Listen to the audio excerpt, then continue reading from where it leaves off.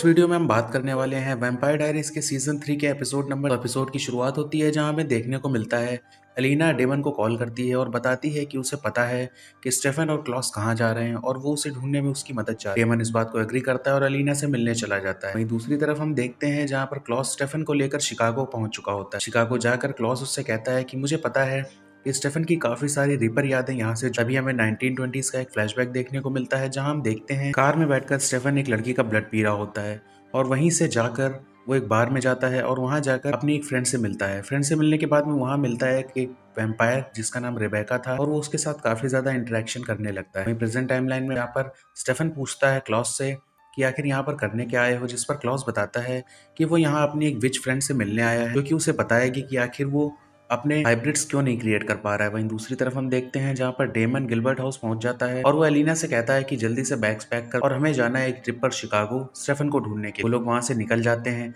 और वहीं दूसरी तरफ हम देखते हैं जहाँ पर कैरोलाइन को उसके डैड ने कैद कर रखा था और उस रूम के अंदर मिस्ट होने लगता है। मिस्ट होते ही कैरोलाइन चोक करने लगती है और उसको काफी घबराहट होने लगती है। वहीं वो मिस्ट खत्म होता है और उसके डैड आकर उससे पूछते हैं कि आखिर तुम सनलाइट में निकलती कैसे हो, जिससे वो अपनी रिंग की तरफ पॉइंट करती है और वो उसकी रिंग को निकाल कर फेंक देती है। उसको ब्लड बैग दिखाकर लालच देते हैं और जैसे ही वो कन्वर्ट होने लगती है वो उससे कहते हैं वो उसको फिक्स करना चाहते हैं और ये रूम खास तौर से वैम्पायर्स के लिए बनाया गया है क्योंकि इसके वेंटिलेशन में प्रवेन की मिस्ट आती है। वहीं दूसरी तरफ हम देखते हैं जहाँ पर डेमन और अलीना चल चुके होते हैं शिकागो की ट्रिप के लिए और कार में बैठे बैठे ही डेमन अलीना को स्टेफन एक डायरी देता है जिसमें उसने अपने 1920s के टाइम के एडवेंचर्स के बारे में लिखा है। अलीना उसको पढ़ने से मना कर देती है लेकिन डेमन उसको पढ़ने लगता है जहाँ वो पढ़ता है कि स्टेफन जब भी रोज सुबह उठता था तो वो खुद को दूसरे लोगों के ब्लड में कवर पाता था और ये सब बातें सुनकर एलिना भी इंटरेस्ट लेने लगती है उस डायरी। स्टेफन और क्लॉस उसी बार में पहुंच चुके होते हैं जहां पर 1920s के टाइम पर स्टेफन जाया करता था। स्टेफन वहां अपनी उसी डांसर फ्रेंड को देखता है जो वो देखकर उसे वो शॉक्ड हो जाता है। स्टेफन उससे पूछता है कि तुम आखिर अब तक जिंदा कैसे हो, जिससे वो बताती है कि मैं एक विच हूँ और मैंने अपनी एजिंग को स्लो कर रखा है अपनी पावर से, लेकिन फिर भी मैं बूढ़ी हो चुकी। क्लॉस उससे अपनी हाइब्रिड प्रॉब्लम के बारे में पूछता है जिससे वो बताती है कि उसे रेबेका चाहिए होगी इस प्रॉब्लम को सॉल्व कर। जिस पर क्लॉस उसे बताता है कि रेबेका अभी प्री ऑक्यूपाइड है और वहीं हमें एक और फ्लैशबैक है जहां पर रेबेका और स्टेफन काफी क्लोज होते हैं और दोनों एक दूसरे को पसंद करते हैं। वहीं करंट टाइमलाइन में हम देखते हैं जहां पर डेमन एलिना को लेकर शिकागो पहुंच चुका होता है और वो लोग जाते हैं स्टेफन के पुराने अपार्टमेंट में जहां पर वो रहता था। डेमन वहां जाकर एलिना को स्टेफन का हिडन क्लोजेट दिखाता है जिसके अंदर स्टेफन ने अपने सारे विक्टिम्स के नाम लिख रखे हैं जिन जिनको वो मारता था और टॉर्चर करता था। एलिना ये सब देखकर काफी ज्यादा शॉक्ड रह जाती है।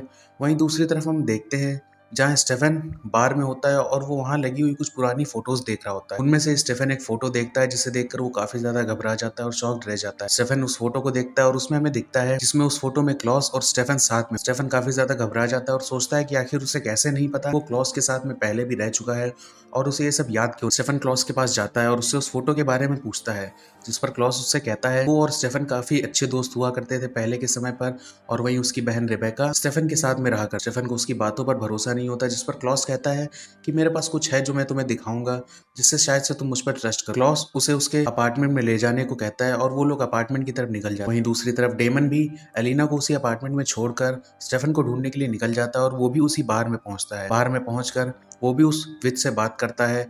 वो डेमन को पसंद करती है लेकिन कहती है कि तुम एक वैम्पायर हो और मैं तुम्हारी मदद। डेमन उससे पूछता है कि आखिर क्लॉस और स्टेफन कहाँ गए, जिस पर वो उसे कुछ नहीं पता और डेमन भी वहां से निकलने लगता है। तब तक अपार्टमेंट में क्लॉस स्टेफन के साथ पहुंच जाता है और क्लॉस कहता है कि तुम जब जब किसी को मारते थे तो उसका नाम याद रखने के लिए तुम उसका नाम पूछते थे और उसे अपने क्लोसेट में लिखते थे। ये कहकर वो क्लोसेट को ओपन करता है और वहीं अलीना भी क्लोसेट के अंदर ही स्टेफन क्लोसेट के अंदर जाता है और जाकर देखता है कि अलीना वहां। स्टेफन ये देखकर घबरा जाता है और क्लॉस का ध्यान भटकाने की कोशिश करता है और बाहर जाकर क्लॉस से बात कर। स्टेफन उससे कहता है कि आखिरकार ऐसा क्या था जो हम इतने अच्छे से क्लोज थे और ये सब क्या था, जिस पर क्लॉस उसे फिर से एक फ्लैशबैक बताता है जहां हम देखते हैं कि क्लॉस और स्टेफन बैठकर आपस में बात कर रहे हैं और वहीं क्लॉस बताता है कि रेबेका काफी मनचली लड़की है और अगर उसका तुमसे मन भर गया तो प्लीज उसके छोड़ने पर तुम कुछ उल्टा सीधा मत कर। और वहीं वो दोनों एक दूसरे की फ्रेंडशिप सेलिब्रेट कर रहे हैं। वो दोनों काफी अच्छे फ्रेंड्स थे उस समय पर।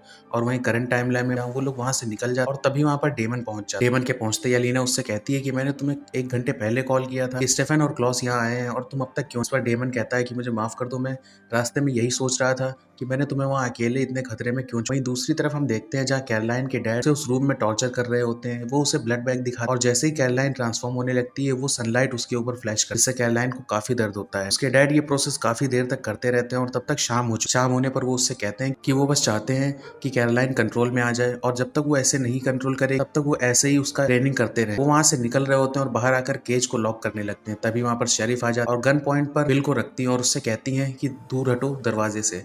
उसके वहां से हटते ही टाइलर दरवाजा खोलता है और कैरोलाइन को वहां से आजाद कर। बिल उससे कहता है कि वो कैरोलाइन की ट्रेनिंग करना चाहता है ताकि वो अपनी ब्लड थर्स्ट को और अपने हंगर को कंट्रोल कर सके और किसी परेशानी न पहुंचाए। शेरिफ उसकी एक भी बात नहीं सुनती और टाइलर की मदद करती है कैरोलाइन को वहां से आजाद करा। टाइलर कैरोलाइन को आजाद कर लेता है और उसे उसकी डे लाइट रिंग भी वापस कर देता है और वो लोग वहां से निकल जाते हैं। वहीं दूसरी तरफ हम देखते हैं जहां पर स्टेफन और क्लॉस अभी भी ग्लोरिया के बार में बैठकर ड्रिंक कर रहे होते हैं। वहीं स्टेफन उससे पूछता है कि अगर हम इतने अच्छे फ्रेंड्स थे और ऐसा सब कुछ था तो मैं तुम्हें भूल क्यों गया और मुझे कुछ याद क्यों। वहीं एक और फ्लैशबैक देखने को मिलता है जहां पर रेबेका और स्टेफन बैठकर ड्रिंक कर रहे थे। तभी वहां पर पुलिस आ जाती है और फायरिंग करने लगती है। रेबेका देखती है कि पुलिस के पास वुडन बुलेट्स है और वो समझ जाती है कि ये लोग वैम्पायर को मार रहे हैं। रेबेका स्टेफन से कहती है कि शायद वो आ गया, और ये सुनकर स्टेफन कहता है कि तुम किसकी बात कर रही। तभी वहां पर क्लॉस भी पहुंच जाता है और वो रेबेका को लेकर वहां से जाने लगता है और स्टेफन को कंपेल कर देता है कि वो उसे भूल जाए। वो स्टेफन को थैंक्स कहता है और कहता है अब मुझे पता चला कि कितना जरूरी है लाइफ में एक भाई का। और वहीं करंट टाइमलाइन में हम देखते हैं, हमें पता चलता है कि स्टेफन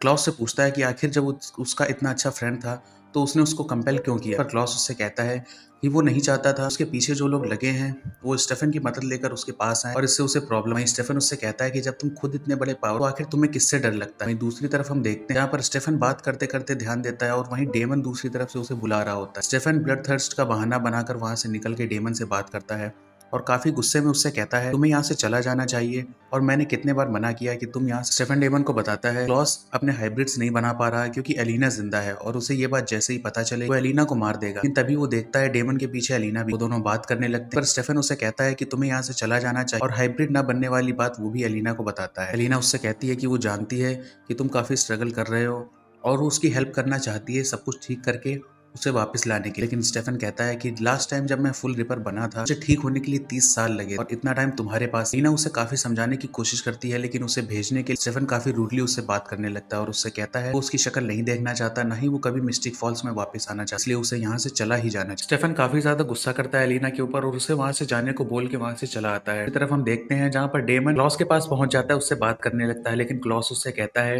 कि मैंने स्टेफन के साथ डील की थी कि मैं डेमन को नहीं मारूंगा, लेकिन अगर तुम खुद से मरना चाहते हो शौक से मरो। वो उसकी गर्दन पकड़ लेता है और उसे एक वुडन स्टिक से काफी ज्यादा मारने लगता है। लेकिन तभी वहां पर ग्लोरिया आ जाती है और वो आकर कहती है कि ये सारी चीजें तुम मेरे बार से बाहर जाकर करो। और डेमन वहां से सही सलामत बाहर आ जाता है। वहीं एलिना उससे मिलते ही उससे कहती है कि उसे जल्द से जल्द यहाँ से निकलना है और वो यहाँ नहीं रुकना चाहती। डेमन उसके साथ में वहां से चला जाता है। वहीं दूसरी तरफ हम देखते हैं शेरिफ कैरोलाइन को लेकर घर आ जाती है और उसे पीने के लिए एक ब्लड बैग देती है। शेरिफ कैरोलाइन को बताती है कि उसके डैड काफी पुराने ख्यालों के और उन्हें बस इतना ही पता है कि वैम्पायर मॉन्स्टर्स होते हैं और उन्हें मार देना। कैरोलाइन कहती है कि आप भी पुराने ख्यालों की हैं लेकिन आपने मुझे ट्रस्ट किया, मेरे ऊपर बिलीव किया और मेरा सपोर्ट किया, लेकिन वो ऐसा क्यों नहीं कर रहे। जिस पर शेरिफ कहती हैं कि जब उन्हें तुम्हारी पूरी सच्चाई पता चले तो वो भी ऐसा ही करना शुरू करते हैं। दूसरी तरफ हम देखते हैं जहाँ पर क्लॉस रेबेका के कॉफिन के पास जाता है और वो देखता है कि रेबेका वहाँ नहीं है और जिस गार्ड को उसने रोका था वो गार्ड भी वहाँ से भाग चुका है।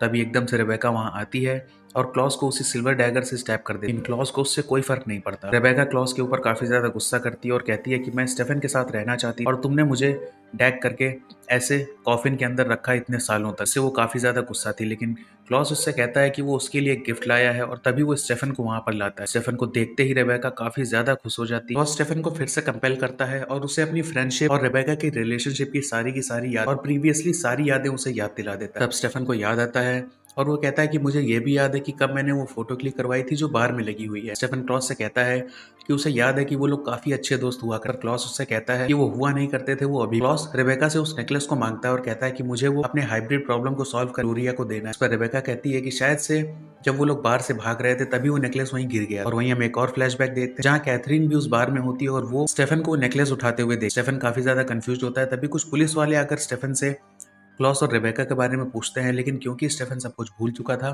स्टेफन कुछ भी नहीं बता पाता। प्रेजेंट टाइमलाइन में हम देखते हैं जहाँ कैथरीन डेमन को कॉल करती है और पूछती है तुम कहाँ पर। इस पर डेमन कहता है कि वो शिकागो में है और अभी स्टेफन को ढूंढ रहा है। और वहीं हम देखते हैं कैथरीन भी शिकागो में और वो भी स्टेफन की तलाश कर रही होती है और एलिना की। इसी के साथ में वैम्पायर डायरीज के सीजन 3 का एपिसोड नंबर 3 खत्म होता है।